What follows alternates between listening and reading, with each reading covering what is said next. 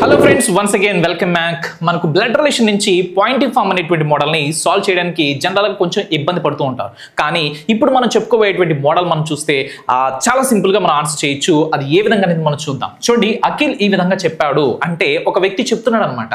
So ఎవరితో చెప్తున్నాడు అనేది మనకి ఇక్కడ తెలియదు. కానీ ఈ బాలిక నా తల్లి యొక్క మనవడి యొక్క భార్య అని చెప్పి ఒక సెంటెన్స్ చెప్పాడు.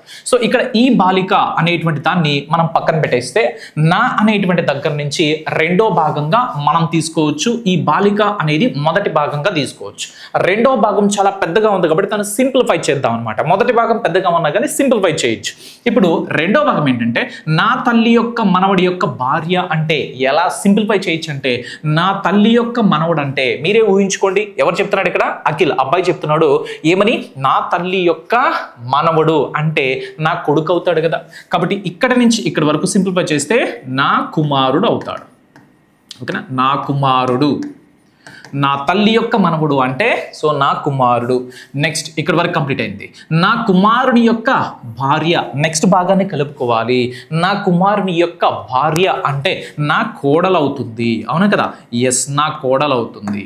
సో ఇక్కడ సింప్లిఫై చేసినప్పుడు రెండో భాగాన్ని నా కోడలు వచ్చింది. ఇప్పుడు ఒక ప్రశ్న వేసుకోండి. నా కోడలు అనేది వచ్చింది కదా రిలేషన్. ఎవరు మీ కోడలు అనేటువంటి ప్రశ్న వేసుకుంటే ఈ మొదటి సెంటెన్స్లో మీకు ఆన్సర్ దొరుకుతుంది. సో నా కోడలు అనేది వచ్చింది కాబట్టి ఎవరు నీ కోడలు అంటే ఈ బాలిక అన్నట్టు ఆన్సర్ అవుతుంది అనమాట. ఇలా కనెక్షన్ అనేది చేసుకోవాలి. కాబట్టి ఈ బాలిక నా కోడలు అని అఖిల్ చెప్తున్నాడు అంటే అఖిల్ ఆ స్త్రీకి ఏమవుతాడు? మామగారు అవుతారు. మరి క్వశ్చన్ ఏమి ఇచ్చాడు చూడండి. అయితే ఆ బాలికకు అఖిల్ ఏమవుతారు అంటే మామగారు అవుతారు. ఇలా సింపుల్గా మనం రిలేషన్స్ని కంబైన్ చేసుకుని రెండు భాగాలు చేసి చాలా ఈజీగా ఆన్సర్ పెట్టచ్చు.